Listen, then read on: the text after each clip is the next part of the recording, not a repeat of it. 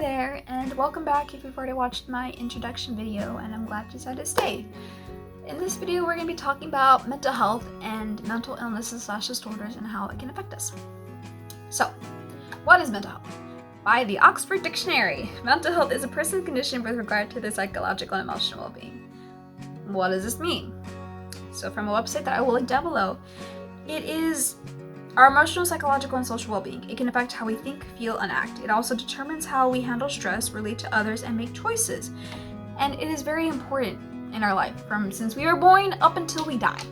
Our mental health affects us so greatly because it affects the choices we make in life, it affects how we deal with stress, it affects our job, it affects our school life, it affects our relationship with our family, friends, and or significant others.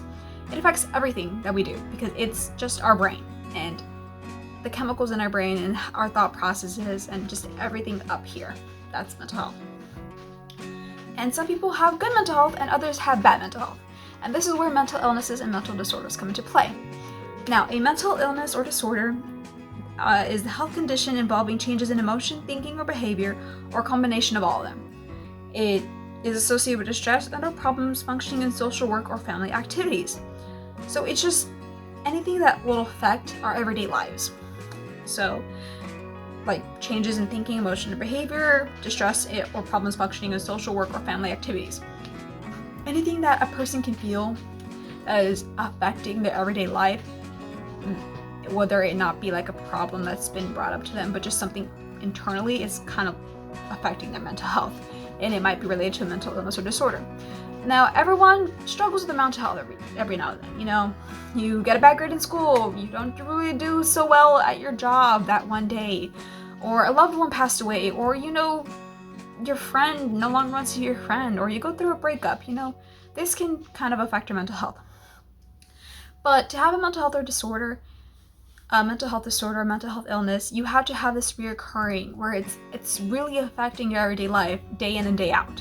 It's not just once a month or once a year or every couple of months. It basically is a continuous pattern, a continuous cycle of where you really feel down or something's wrong. And this is kind of where people need to start seeking professional or medical help, because over time, if it's not treated, it can cause a lot more than just not feeling okay every day. It can cause significant factors. It can lead to suicide. It can lead to eating disorders. It can lead to self-harm. It can lead to you sheltering yourself away from society and just being alone every day. And it's damaging to a person, both physically, mentally, emotionally. Just their entire body can shut down on them if they see and they don't take care of themselves.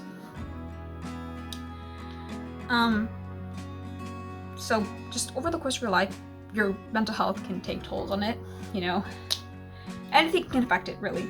Biological factors, life experiences, or family history even. Some families have mental disorders or mental health illnesses that just travel along. Like, you have a history of your family's always depressed, or you have a history of your family's always anxious. And there's different types of mental illnesses and disorders. A couple of them are depression, anxiety, ADHD, OCD, PTSD, schizophrenia, autism,